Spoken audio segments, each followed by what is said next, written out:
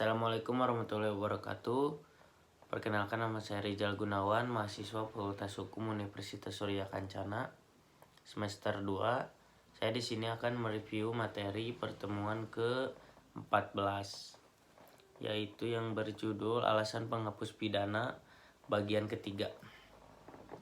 Alasan penghapus pidana ini adalah alasan yang memungkinkan seseorang yang telah melakukan tindak pidana tetapi kemudian dia tidak dikenakan sanksi pidana. Alasannya kenapa? Yang pertama, karena perbuatan yang dilakukannya tidak memenuhi rumusan nilai.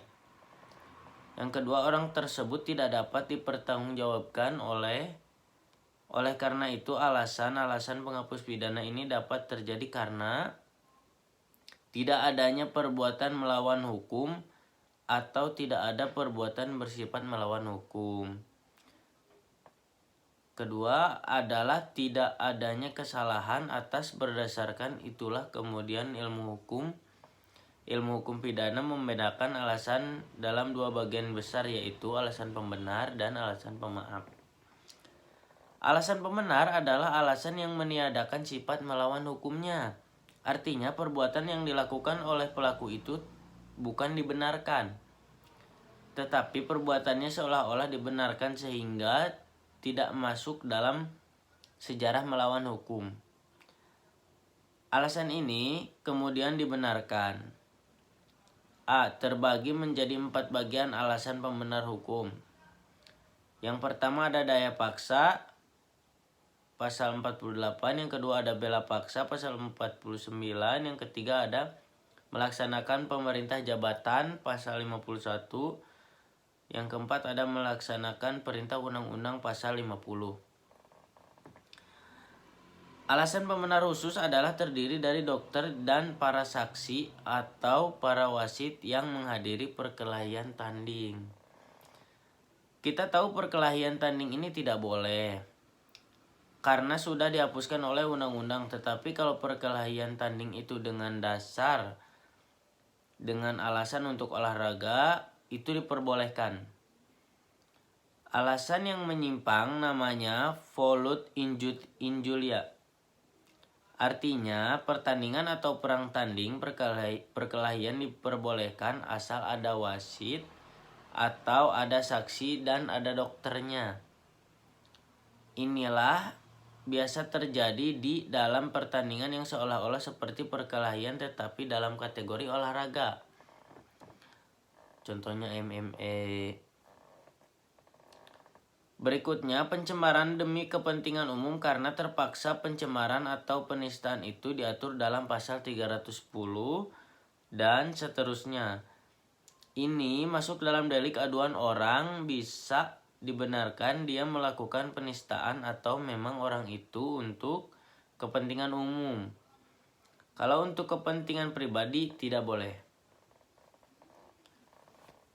Apa yang dimaksud kepentingan umum? Contoh, nomor 1, seorang jurnalis menceritakan atau memberitahukan mengenai kasus satu kronologis yang menyangkut hak privasi seseorang. Itu tidak berarti dia mencemarkan nama baik atau dia menista atau memfitnah, tetapi itu dalam kapasitas dia memberikan informasi publik kepada seseorang. Contoh yang kedua, seseorang pejabat diduga melakukan korupsi kemudian ditangkap oleh KPK. Kemudian diberitakan di berbagai macam-macam media. Itu adalah pencemaran demi kepentingan umum. Contoh ketiga, dihina dengan putusan hakim. Nah, yang seperti apa? Ada seorang pelaku kemudian divonis oleh hakim selama 2 tahun penjara. Tidak berarti bahwa hakim itu sudah menghina yang bersangkutan dengan menjatuhkan vonis. Tetapi vonis itu dijatuhkan demi untuk menegakkan keadilan dan kebenaran. Kemudian alasan pembenar ini juga ada yang diatur di luar undang-undang. Kalau yang tadi sebelumnya diatur dalam undang-undang. Kasus yang diatur di luar undang-undang, ajaran melawan hukum dalam fungsi yang negatif ares dokter hewan. Apa itu ares dokter hewan? Ini alasan pembenar di luar undang-undang. Kewenangan jabatan, contoh yang pertama ada seorang apoteker atau seorang penyelidik ilmiah. Misal seorang apoteker dia memberikan obat berdasarkan resep dari dokter, di mana obatnya itu mengandung narkotika atau hapsah, artinya dokter tidak melakukan perbuatan melawan hukum. Undang-undang narkotika karena dia di dalam rangka memberikan itu sesuai dengan resep dokter untuk pengobatan atau kesehatan. Contoh kedua, penyelidikan ilmiah. Seorang calon mahasiswa kedokteran melakukan pembedahan mayat. Dia ingin tahu bagaimana jantung ada di mana, ginjal ada di mana. Ketika mayat itu dibedah, tidak berarti dia merusak. Tidak berarti dia merusak organ tubuh mayat. Itu di dalam alasan pembenar di luar undang-undang. Hukuman disiplin misalnya yang diterapkan oleh orang tua terhadap anak. Di dalam Undang-Undang Perlindungan Anak kan dikatakan bahwa setiap anak itu harus dilindungi, tetapi orang tuanya misalnya mencuit dalam kapasitas dia mendidik supaya anaknya tidak nakal. Oleh karena itu tidak bisa anak itu melaporkan kepada penyidik bahwa dia sudah dianiaya oleh orang tuanya. Alasan pemaaf, ada dua alasan pemaaf. Alasan pemaaf umum didasarkan pada kualitas atau keadaan tertentu, misalnya tidak mampu bertanggung jawab, dan yang diatur dalam pasal 44 tidak mampu bertanggung jawab sepenuhnya. Pasal 44 KUHP, seorang anak di bawah umur, anak yang cacat jiwanya, anak yang kuartil, yang idiot, yang tidak normal ketika dia melakukan perbuatan melawan hukum, maka itu dimaafkan oleh hukum. Jadi kesalahan yang dimaafkan bukan perbuatan melawan hukum. Jadi perbuatan melawan hukumnya tetap ada, tapi kesalahannya yang dihapuskan. Dalam daya paksa, dalam arti sempit masuk alasan pembenar dan bisa masuk alasan pemaaf.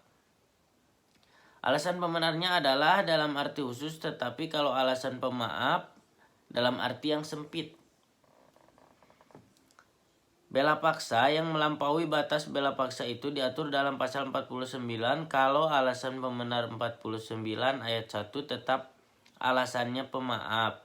Pasal 49 ayat 2. Perintah jabatan yang tidak sah.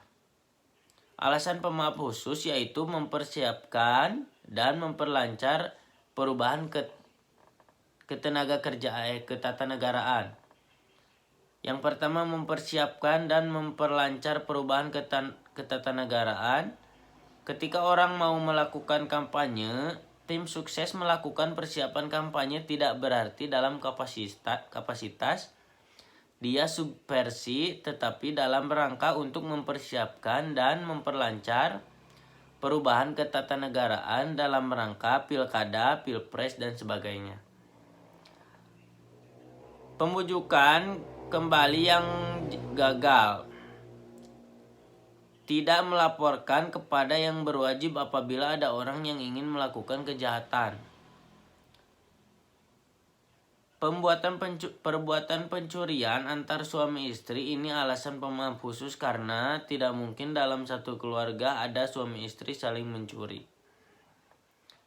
Kemudian ada alasan pemaaf di luar undang-undang kalau tidak ada kesalahan sama sekali, artinya kekeliruan ada dua, yaitu mistik atau error. Dan alasan pidana putar. Apa yang dimaksud daya paksa, overmatch, bisa masuk alasan pembenar dan bisa juga pemaaf yang khusus.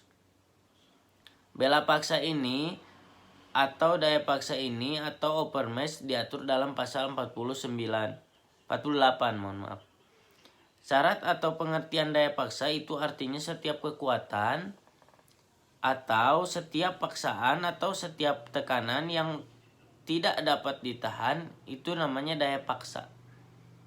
Jadi kalau kita mendapatkan tekanan, ancaman, paksaan dari diri sendiri tidak bisa melawan, maka itu masuknya daya paksa. Yang pertama daya paksa absolut atau absoluter, di mana daya paksa yang sama sekali tidak dapat ditahan baik secara fisik maupun psikis. Contoh adalah bencana alam atau wabah. Daya paksa relatif. Artinya daya paksa itu masih dapat ditahan tetapi kita tidak mampu untuk melakukannya. Contoh ketika orang mau dijamret, itu tidak mungkin orang tersebut pasrah begitu saja. Tentunya orang itu mempertahankan tas yang mau dijamret itu, dan orang itu memberontak. Kebetulan si perampok itu terkena tendangan, maka menendangnya itu dalam kapasitas terpaksa orang itu melakukan. Daya paksa ini dibagi menjadi 3 bentuk, yaitu pertentangan antara dua kepentingan hukum,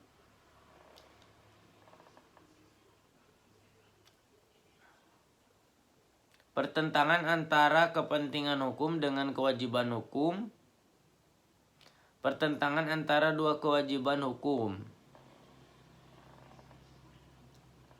Sekian dari saya. Wassalamualaikum warahmatullahi wabarakatuh.